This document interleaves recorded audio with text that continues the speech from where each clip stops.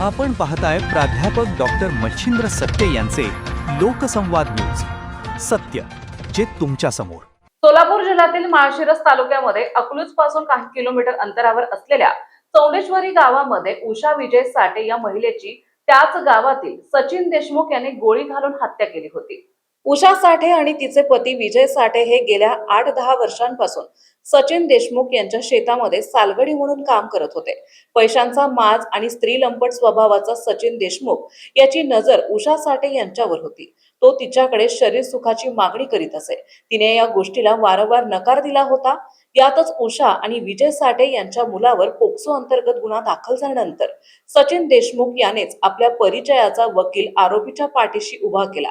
तो उषा साठेला म्हणाला की मी तुझ्या मुलाला या प्रकरणातून बाहेर काढतो, परंतु तू माझ्याशी शरीर संबंध ठेवला पाहिजे। या गोष्टीला उषा साठे नेहमीच नकार देत आली आहे। सचिन देशमुखचा हाच नीच आणि हलकट स्वभाव माहीत असल्यामुळे उषा साठे आणि विजय साठे यांनी सचिन देशमुख सालगडी म्हणून काम करत असलेले काम सोडून दुसऱ्या ठिकाणी काम करण्याचा निर्णय घेतला होता।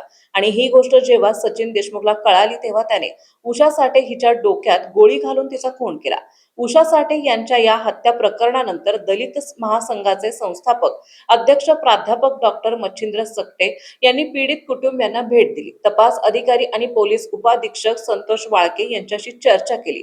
त्यांनी सदर घटनेची सर्व काही माहिती गोळा केली। डॉक्टर मच्छिंद्र सकटे यांनी पीडित कुटुंबियांना मोठे पाठबळ दिले। संतोष वाळके यांच्या तपास कामाच्या पद्धतीवर काही गंभीर प्रश्न उपस्थित केले। यावेळी दलित महासंघाचे पश्चिम महाराष्ट्राचे अध्यक्ष राजाभाऊ खिलारे, दलित महासंघाचे सोलापूर जिल्हा अध्यक्ष सुनील अवघडे, बहुजन समता पार्टीचे सोलापूर जिल्हा अध्यक्ष पांडुरंग खिलारे, योद्धा प्रतिष्ठानचे शेखर खिलारे आणि दलित महासंघाचे आणि योद्धा प्रतिष्ठानचे कार्यकर्ते मोठ्या संख्येने उपस्थित होते। प्राध्यापक मच्छिंद्र सकटे यांच्या या भेटीनंतर अकलूज मधील संपूर्ण वातावरण बदलून गेले। यावेळी राजाभाऊ खिलारे यांनी आक्रमक भूमिका घेतली होती।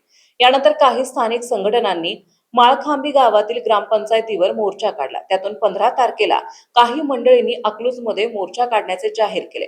या सगळ्या द्विधा अवस्थेमध्ये योद्धा प्रतिष्ठानचे शेखर खिलारे यांनी अकलूज बंदची हाक दिली। याला अकलूज शहरातील शांतता कमिटीने विरोध केला। असे असतानाही अकलूज मधील संवेदनशील जनतेने आणि व्यापारी बांधवांनी मनापासून या बंदमध्ये सहभाग नोंदवला आणि अकलूज कडकडीत बंद ठेवले। योद्धा प्रतिष्ठानचे शेखर खिलारे यांनी तर संपूर्ण अकलूजच्या जनतेचे आणि व्यापारी लोकांचे नतमस्तक होऊन आभार मानले आहेत। अकलूज बंदच्या या निमित्ताने अकलूजच्या जनतेने आणि संवेदनशील मनाच्या व्यापाऱ्यांनीही उषा साठे या मातंग समाजातील महिलेविषयी एक ममत्वाची भावना व्यक्त केली। त्याचबरोबर गुंडगिरीचा आणि जात मस्तीचा निषेध केला। लोकसंवादच्या वतीने अकलूज बंद मध्ये सहभागी झालेल्या सर्व जनतेचे आणि व्यापाऱ्यांचे मनापासून आभार। उषा साठे या पीडित कुटुंबियांना न्याय देण्यासाठी जी लढाई आहे ती मात्र बंद झालेली नाही।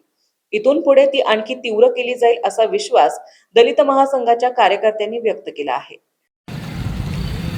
सगळ्यांना क्रांतिकारी जय भीम। आमच्या मातंग समाजाच्या भगिनी उषा साठे यांना न्याय मिळवून देण्यासाठी योद्धा प्रतिष्ठानच्या वतीने आज अकलूजमध्ये जो आम्ही बंद पुकारला होता, या सगळ्या बंदला अकलूजकरांनी, नागरिकांनी, व्यापाऱ्यांनी सहकार्य केलं, आमच्या निषेधात सहभागी झाले। त्याच्याबद्दल मी सगळ्यांचा मनपूर्वक आभार व्यक्त करतो। आणि खरं तर विशेषतः आज अकलूजच्या जनतेला मला एवढं सांगायचं आहे, तुम्ही आमच्या समाजाच्या दुःखाचे भागीदार झाला, त्याच्याबद्दल खरंच मी आज तुम्हाला गुडघ्यावर बसून नतमस्तक होऊन तुमच्या सगळ्यांचे आभार व्यक्त करतो। असंच आमच्या पाठीशी राहावा अशी विनंती करतो आणि थांबतो। जय भीम। जय भारत, जय महाराष्ट्र पाहत रहा लोकसंवाद न्यूज।